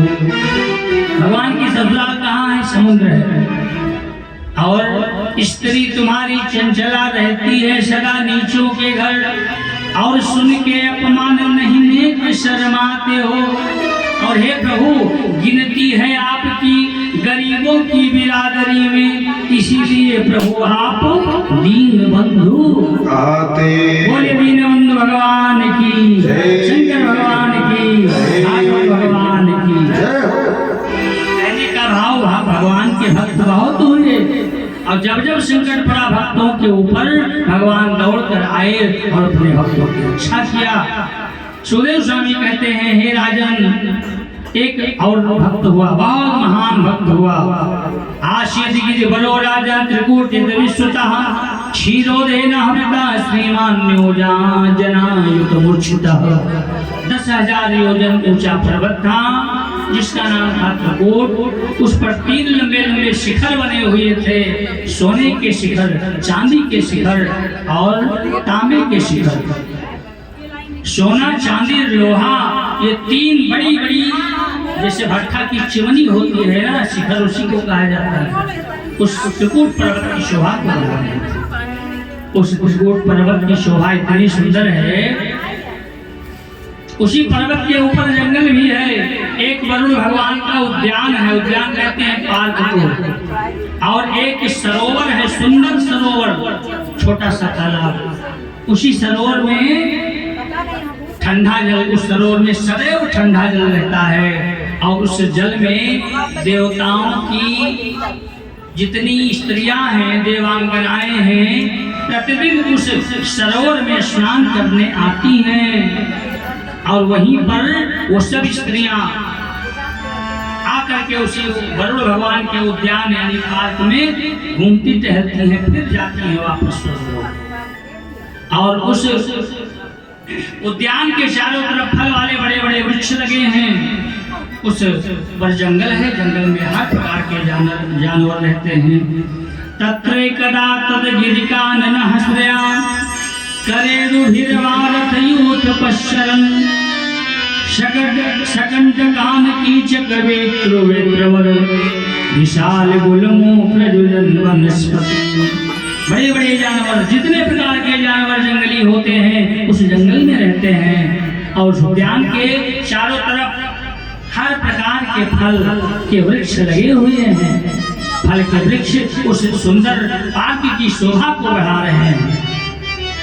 उसी जंगल में सब जानवर रहते हैं। सुखदेव स्वामी ने कहा यद गंध मात्रा भरयो गजेंद्रा व्याघ्रादयो व्याल मृगा खड्गा महोरगाश्चापि भयाद्रवन्ति गोपुक्षशाला मृगमर्कटाश्च। हर प्रकार के जानवर रहते हैं, उसी जानवरों के बीच में एक हाथी रहता है। बड़ा घमंडी स्वभाव का है वो हाथी। उसकी कई पत्नियां हैं, कई छोटे छोटे बच्चे हैं। उसी जंगल में रहता है, लेकिन उस जंगल के सब जानवर हाथी को थोड़ा सम्मान देने लगे, जैसे उसको और अभिमान हो गया। उस हाथी ने सोचा मैं ही तो जंगल का राजा हूँ। भाई जब कोई सम्मान देता है तो भाई ये प्राणियों की दशा वैसी हो जाती है। हम ही आपको भाई कोई ज्यादा सम्मान देने लगता है तो उसको थोड़ा घमंड आ जाता है, अहंकार आ जाता है कि हम ही सब कुछ है। सम्मान पा करके घमंड करता है मनुष्य भी, वो तो जानवर है। जंगल वाले सब जीव जंतु उसको सम्मान देते हैं तो समझता है कि हम ही शेर हैं इस जंगल के, हम ही राजा हैं। अहंकार आ गया, घमंड आ गया। लेकिन भक्तों घमंड भगवान का मुख्य आहार है। भगवान क्या खाते हैं? भगवान का मुख्य आहार घमंड ही है। जिसको घमंड होता है भगवान उसके घमंड को तोड़ देते हैं। चाहे वो धन का घमंड हो, चाहे बल का घमंड हो, चाहे परिवार का घमंड हो। अहंकार ही सबसे बड़ा शत्रु है मनुष्य का। अहंकार ही मनुष्य को मिटा देता है, उसका पतन हो जाता है अहंकार करने वाले व्यक्ति का। इसलिए अहंकार कभी नहीं करना चाहिए।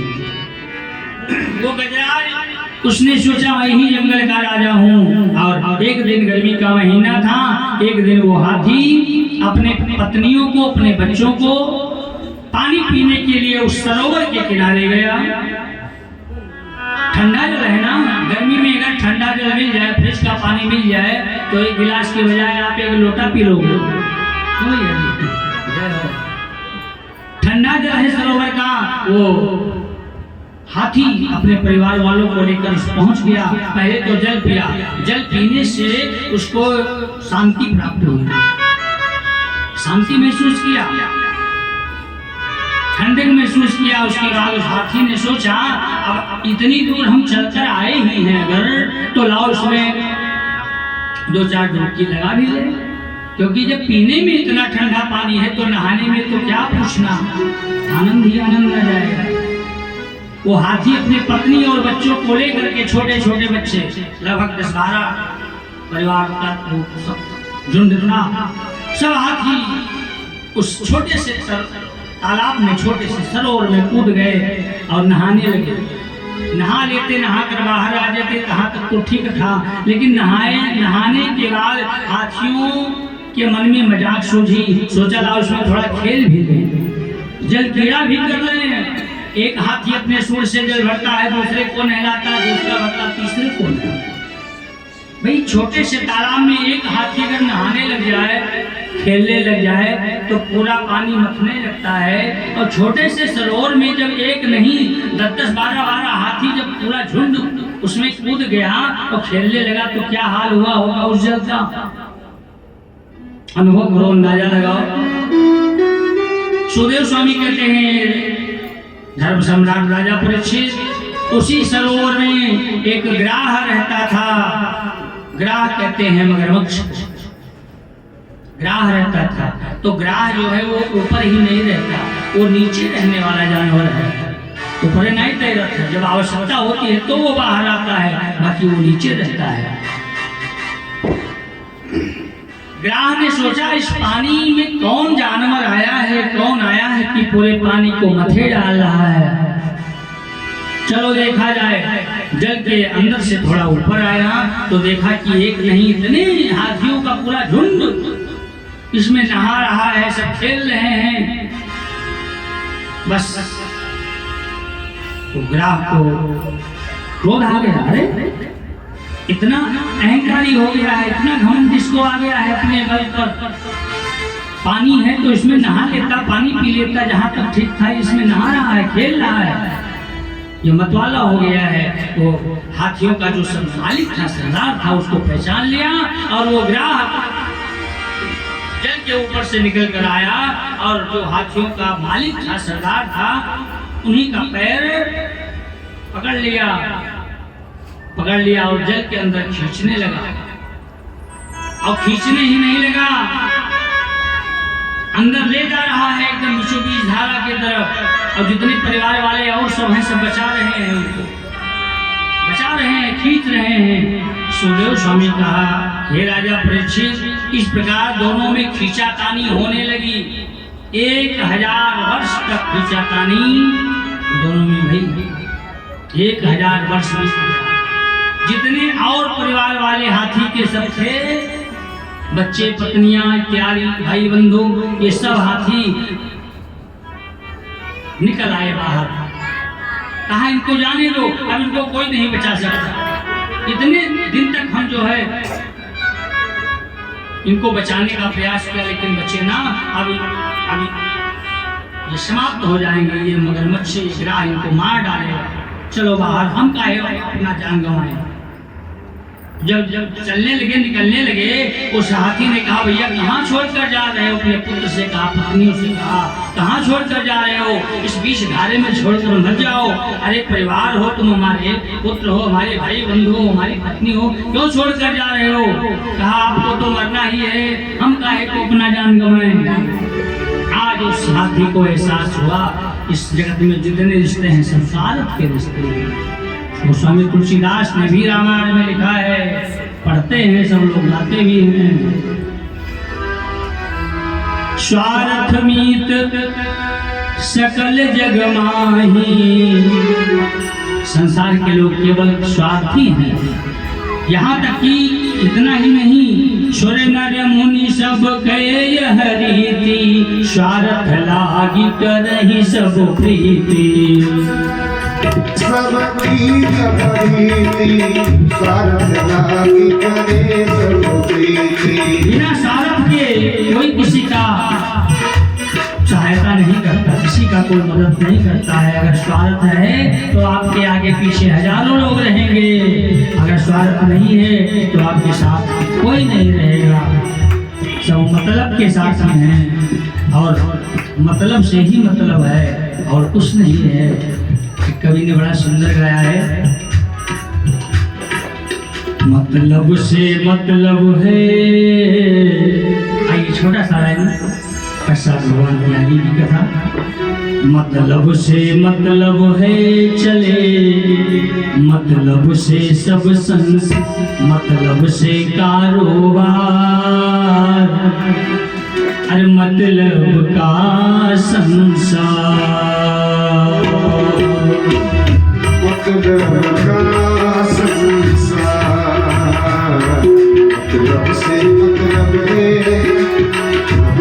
मतलब है, चले मतलब से कारोबार, मतलब का संसार हो, मतलब का संसार। इस दुनिया में जितने लोग हैं सब मतलब के ही है, बिना मतलब कुछ नहीं है। अगली लाइन में कहा, मतलब नहीं रखता कोई भी बेमतलब, मतलब नहीं रखता कोई भी बेमतलब। बहुत समझने शिक्षा प्रद गीत है।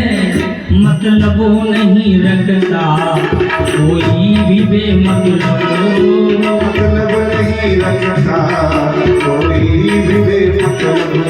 मतलब समझिए तो हर बात का मतलब, मतलब समझिए हो हर बात का मतलब। और इतना ही नहीं, मतलब वो नहीं जिस चीज से, जिस वस्तु से हमें कोई मतलब नहीं रहता, उसको हम क्या करते हैं? मतलब वो नहीं जिस चीज से, वो भी मतलब बेकार, मतलब का संसार, मतलब का संसार।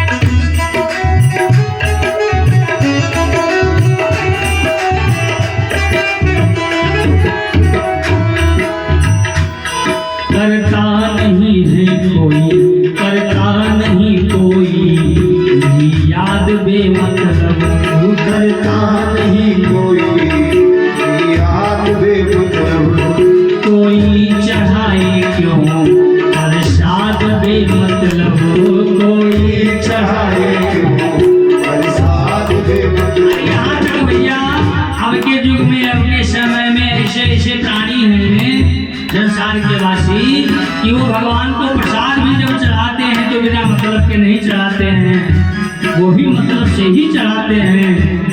कोई चढ़ाए क्यों प्रसाद बेमतलब, कोई चाहे क्यों बरसात के मतलब, लेकिन मतलब वो पड़ा तो याद आ गई। जैसे आज वो हाथी जल के अंदर खड़ा है, क्या करे, मतलब वो पड़ा तो याद आ गई। पल में पालनहार, दुख में सुमिरन सब करे और सुख में करे ना। दुख पड़ता है तो हर कोई भगवान को याद करता है, मतलब से ही याद करता है, बिना मतलब के इंसान भगवान को भी नहीं याद करता। मतलब पड़ा तो याद आ गई, पल में पालनहार, मतलब का संसार, मतलब का संसार है, मतलब का संसार। अंतिम लाइन बड़ी ही मारे में है, ध्यान देना, बड़ी सुंदर लाइन है, कवि ने गाया है। मतलब की दुनिया का समझे नहीं मतलब, मतलब दुनिया का समझे नहीं मतलब, इस दुनिया, ये दुनिया मतलबी है भैया। मतलबों की दुनिया का समझे नहीं मतलब, मतलब की दुनिया का समझे नहीं मतलब, मतलबों बनी दुनिया काहे बिना मतलब, मतलबों बनी दुनिया काहे भी मतलब। और भैया अंतिम लाइन, मतलब के चक्कर में, मतलब के चक्कर में पड़ा है, मतलब के चक्कर में फंसा है ये सारा संसार। कुछ लोगों को छोड़कर, हम सबकी बात नहीं कर रहे हैं, लेकिन मतलब के चक्कर में फंसा है ये सारा संसार, मतलब का परिवार, मतलब का परिवार है, मतलब का परिवार, मतलब से मतलब है,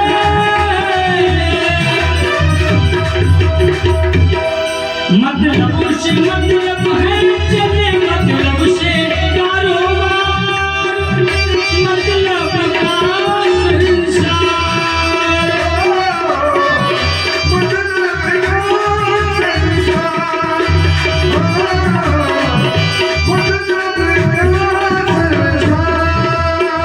मतलब का संसार।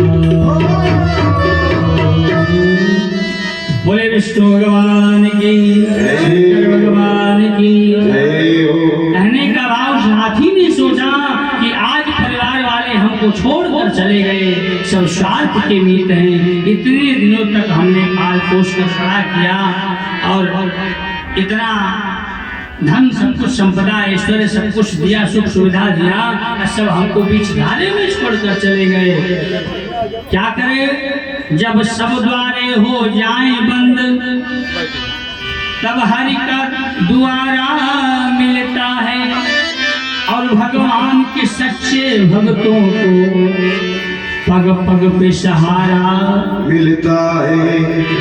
उस हाथी ने सोचा अब हमें कोई नहीं बचाएगा, अब हम उस परम पिता परमात्मा का ध्यान करें। उस ईश्वर को याद किया, भगवान को याद किया। सुखदेव स्वामी कहते हैं, राजा परीक्षित, उसने याद तो किया, भगवान को याद किया, परमेश्वर को याद किया, लेकिन किसी देवी देवता का नाम नहीं लिया। 33 कोटि, अनंत 33 कोटि देवी देवता हैं, किसी का नाम नहीं लिया, केवल परम पिता परमात्मा ईश्वर को पुकारा, पार ब्रह्म परमेश्वर। आकाश में नवमंडल पर सभी देवता, सब देवी, सब देवता, सब खड़े हैं बचाने के लिए। और सब सोचते हैं, सभी देवियां सभी देवता खड़े हैं और कहते हैं कि ये हाथी किसी का नाम तो ले, गजराज ये किसी का नाम तो ले, किसी का नाम ले ले तो हम तुरंत पहुंच जाए बेचारे। देख रहे हैं उसकी लीला को, उसको देख रहे हैं। शंकर जी भोले बाबा कहते हैं एक बार कह दे, बम बम कह दे, ओम नमः शिवाय कह दे, हर हर कह दे, कुछ कह दे, हम बचा लें उसको। ब्रह्मा जी भी खड़े हैं और जितने रसोरीपाल, क्षेत्रपाल, वरुण लोकपाल सब खड़े हैं, सूर्य चंद्रमा भी है खड़े, कहते हैं एक बार नाम तो ले ले। दुर्गा, काली, लक्ष्मी, सरस्वती जितनी देवियां हैं सब खड़ी हैं, एक बार ये नाम ले ले किसी का, बचाने चले जाए। लेकिन भक्तों, उस गजराज ने किसी देवी का नाम न लिया, किसी देवता का नाम नहीं लिया। परमपिता परमात्मा, हे पार्वती परमेश्वर, केवल भगवान का नाम लिया। भगवान विष्णु भी वहीं पर खड़े हैं। देवताओं से कहा जाओ बचाओ, कोई क्यों नहीं। देवता कहते हैं किसी का नाम ही नहीं ले रहा है, प्रभु कैसे बचाने जाए। भगवान नारायण कहने के ठीक है, जो किसी का नाम नहीं वो जो किसी का नाम नहीं ले वो समझो मेरा नाम ले रहा है, वो मेरा भक्त है, मैं जाऊंगा बचाने। कमल फूल लेकर सूंड पर उस गजराज ने भगवान को याद किया, प्रभु को याद किया और उसी समय भगवान नंगे पांव दौड़ पड़े, नंगे पांव दौड़ पड़े। गरुड़ सवारी को भी साथ में नहीं लिया, नंगे पांव दौड़ पड़े और बचाने के लिए आ जाते हैं उसी सरोवर के सन्निकट। कवि का भाव बना, हे गोविंद राखो शरण अब तो जीवन हारे, हे गोविंद राखो अब तो जीवन हारे, गोविंद राखो शरण अब तो जीवन हारे, हे गोविंद राखो शरण अब तो जीवन हारे। निर्पियन है तू गयो सिंधु के किनारे, निर्पियन है तू गयो सिंधु के किनारे, निर्पियन है तू गयो सिंधु के किनारे, सिंधु के किनारे, सिंधु बीच बसत ग्राह चरण धरि पछारे, हे गोविंद राखो शरण अब तो जीवन हारे, हे गोविंद राखो शरण अब तो जीवन हारे, हे गोविंद राखो शरण अब तो जीवन हारे। सभी लोग भगवान के इस भजन का आनंद लेके किए।